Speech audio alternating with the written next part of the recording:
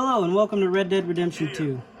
Red Dead Redemption 2 is an action-adventure shooting game in which you can play as first person or as third person. So it is an open world free roam game with a lot of action, a lot of hostility, a lot of adventure and awe at the beautiful landscapes. And this is one of the most immersive games I've certainly ever played, that I think that has ever come out, in my personal opinion. This game puts you in the shoes of Mr. Arthur Morgan. Now, Arthur Morgan is a very complex individual, emotionally and morally. And the game expresses this through, first of all, the story and the dialogue, but also a system known as the honor system. And I can show you that right here. The honor system is basically a judgment on how good of a person you've been. And if you've gone around and hurt people and punched people and started shootouts and stuff like that, your honor is not going to be too great.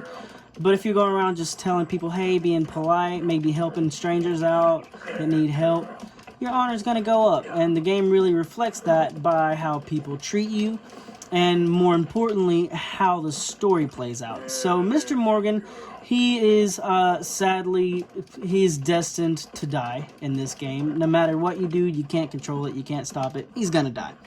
But the way he dies is the most shocking part.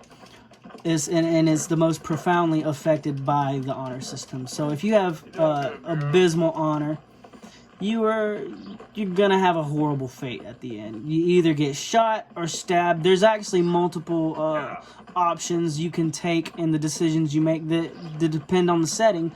But the person who ends up being your downfall is a man named Micah Bell, and he's a real not nice guy.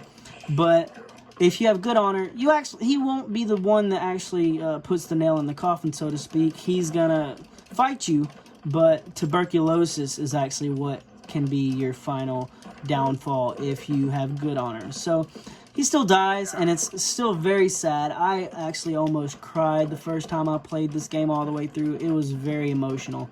I think even sadder than that was when my horse died. And your horse can die at any time, but especially during the story, the music's going crazy, and it's just it's intense. But even when your horse dies out in the wild, you have to pick up his saddle and walk to town, so it can be devastating. And the people treat you differently based on how you've behaved. See, these guys over here. Now, if I'm not wrong, I believe these guys are enemies, and if these guys are enemies, you can kill them without consequence. There's not really going to be any problem.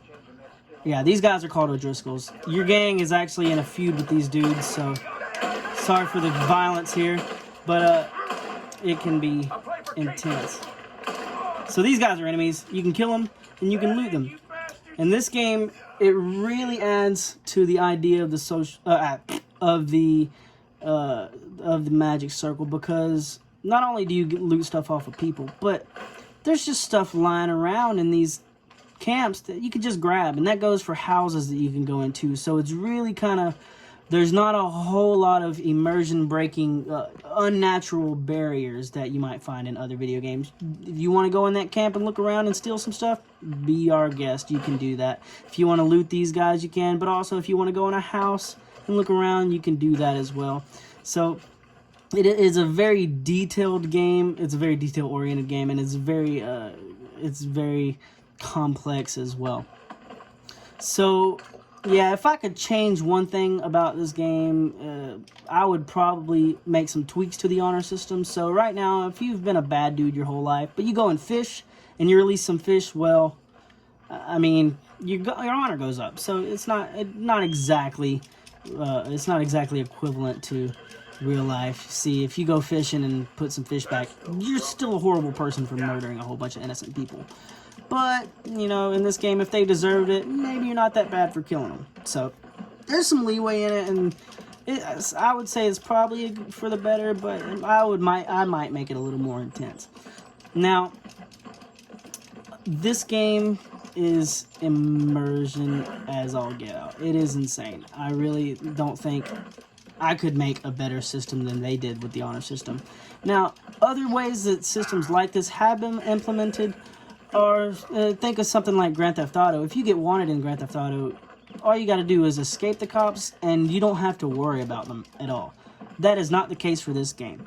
Now, you still have to worry about your honor because people will treat you differently, and you got to think about your end game. But also, there's a bounty system, and if you get a high bounty and you end up, you know, say you shoot up a whole town, well, you're going to have a bounty on your head, and there's going to be bounty hunters coming after you, and I'm sorry, you never get rid of that bounty unless you, A, die, and then the money that the bounty accumulated up to, that's what comes out of your account. So you might even end up with not a single dime to your name. Or B, you can be arrested and you can get rid of your bounty, but you're still going to have to pay it, or you can just pay it off. So it does punish you in the long term as well as in the short term for, you know, for social offenses, so to speak. See this guy right here? I could just say hey to him. There's a lot of hostile people out here too, but they gotta be, because they never know when somebody's gonna rob them. You know what I'm saying? With this game, there's a lot of emotions that can go into this game. There's a lot of fear, certainly. There's a lot of adrenaline. There's a lot of happiness when you're at your camp with your friends and family, which is your gang. It's a very emotionally, almost manipulative game, because it makes you feel kinds of ways that you might not even want to feel, but it's like, it really... Okay, see this guy? I'm gonna help somebody. Oh no, he's gotten bit by a snake. Help me! Now the snake bite again. And I'm about to get an honor boost for helping this dude out. You won't believe it. I got bitten again. It's real deep. Suck it out of me. I'll just give him some medicine. I don't feel like sucking that venom out of him. But see, this guy, he'll actually remember you later on, and he'll buy you something from the catalog at the store. So it rewards you for being a good fella. I could have just left him out here to die, but the game does reward you for being a good person as well, and my honor just went up significantly. So this game is very complex, and the immersion is insane. And you really feel like you're in a whole world. You really feel like you're a part of this. It's a living place too. It's not just a... See, look at those birds up there. They're just doing their thing. There's stuff that's going to happen around you regardless of whether you're there to witness it or not. There's turkeys chilling in the fields. There's deer that you can hunt down and get their meat.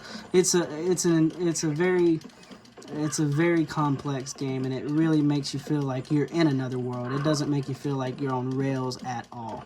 And I really appreciate that game, and I think it really speaks to the magic that the Circle is providing in this specific game. So anyway, thank you.